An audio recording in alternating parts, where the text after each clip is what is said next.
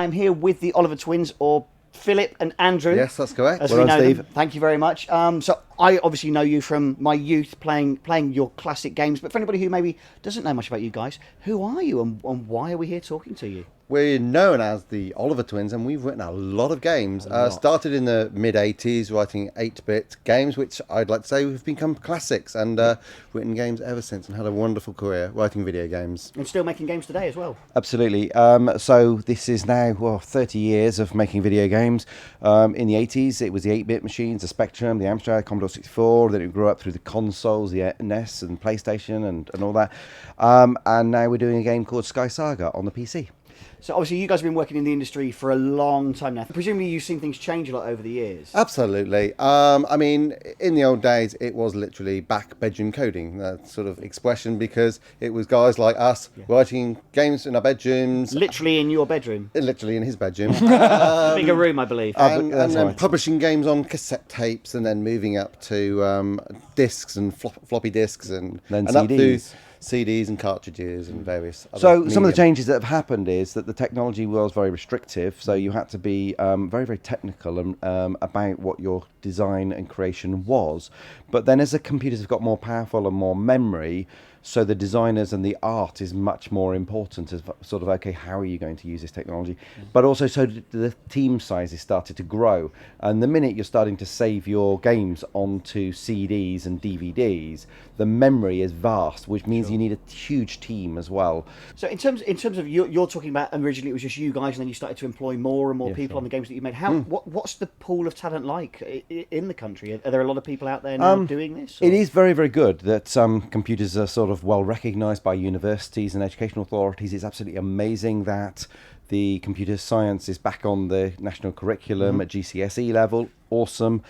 But the problem is that every industry now needs programmers, because computer programming and IT hasn't just touched the video games industry, it's touched every industry. In fact, it's completely changing every industry. So the demand for people who have those talents has just skyrocketed. So actually it's very difficult to find the people with the talents you need, not because there aren't a lot of people out there, it's because there aren't enough, because so many people need There's a lot of other jobs they could be doing. But there's a very interesting thing in the fact that in the 80s, when computers started coming out in the UK, it was all the hobbyists were jumping on and writing all these video games and sort of growing up with them as being teenagers. And this country got an awful lot of programmers and creativity and originality. And then when the Americans came in and started producing sort of bigger games and the console games, we did see in this country a bit of a brain drain. And there are a lot of very, very good British programmers went all across to America. And actually, I haven't seen too much of that going on recently, which is actually quite nice. It's people are sort of saying, no, I don't need to move to America to make video games now. I can do that in this country. And then we're seeing a resurgence, and some of the very big games that people don't appreciate are actually made in this country. You're seeing, I've seen like 5-year-olds playing on old Amstrads and Spectrums and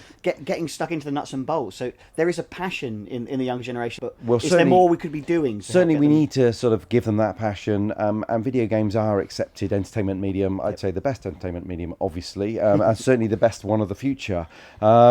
We need to inspire the young people to actually learn the skills that are required. But the Digital Schoolhouse has kind of got all these kind of fun modules so that kids can actually go, I love video games, I like games. And then it's like, oh, this game's kind of approachable. Oh, wow, I can edit this game. I can make my own games. Oh, wow. That's what we need more of. We need to actually inspire the kids to want to go to these lessons and love going to these lessons where they're actually learning how to use this technology. Digital Schoolhouse is absolutely fantastic at bringing modules of fun and entertainment, and actually showing how this technology is actually not only fun to use, but actually fun to learn how it works and then make it do your own thing. Back when you guys first started it, you were coding in BASIC, I guess. Yeah, exactly. You've got to start somewhere. Yeah. Well, and that's like Scratch. I mean, it's a very similar thing. I mean, actually, Scratch is a lot easier because it's a bit more plug and play, but fundamentally, it's pretty much the same language. Logic yeah. And that's a skill that is actually very useful in life. And actually, beyond just technology, just the skill of being able to sort of take a large problem, I want to make a game, and break it down into its component parts and plug it all together and then see it come to life.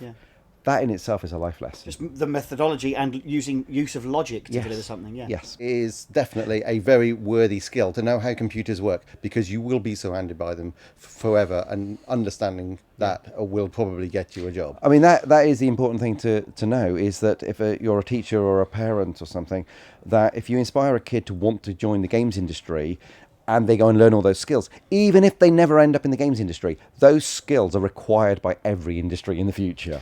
Okay, guys, look, well, I'm going to let you go. Thank Thanks you. for giving us your time. Okay, Hopefully well, see you again thank you. soon. Thank you, Steve. Thank you. Thanks.